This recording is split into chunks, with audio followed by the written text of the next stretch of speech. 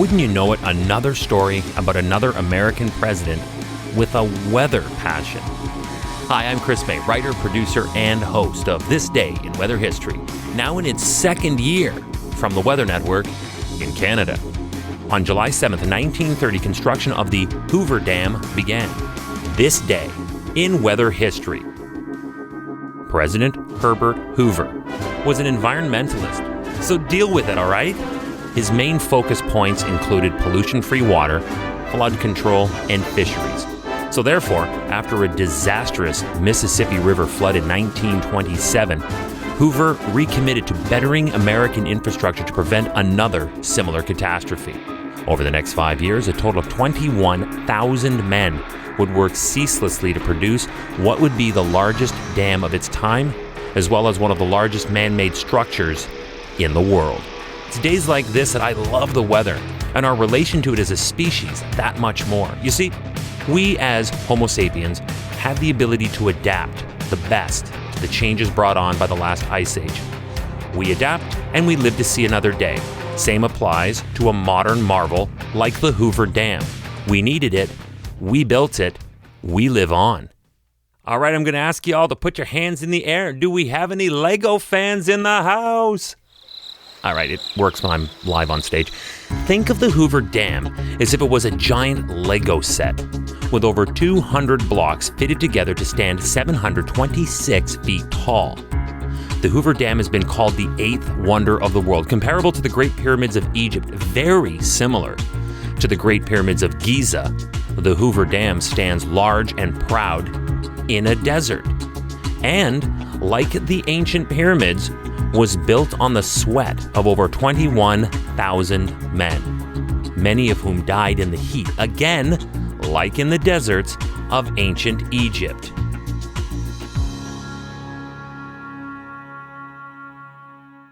Welcome to year 2 of this podcast.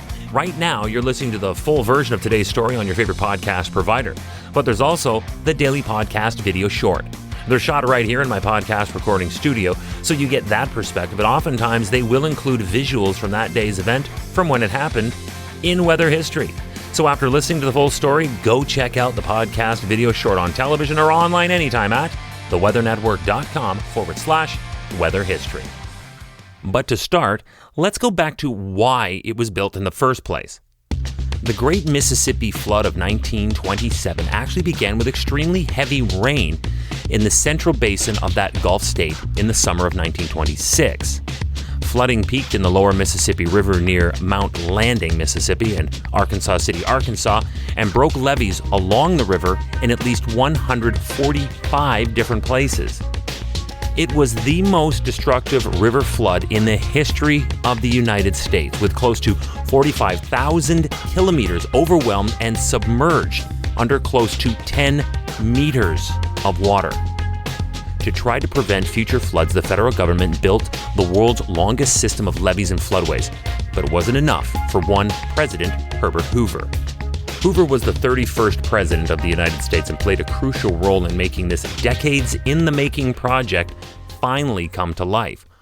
But it just as easily could have been named the Davis Dam. What? Arthur Powell Davis, an engineer from the Bureau of Reclamation, originally had his vision for the dam back in 1902. In Davis's plan, the dam would provide essential flood control, which would prevent damage to downstream farming communities that suffered each year when snow from the Rocky Mountains melted and joined the Colorado River.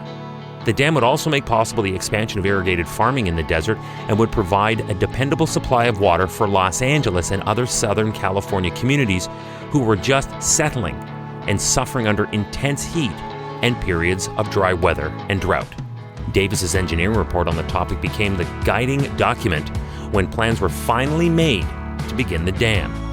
So although the dam would take 5 years to build, its construction was nearly 30 years in the making.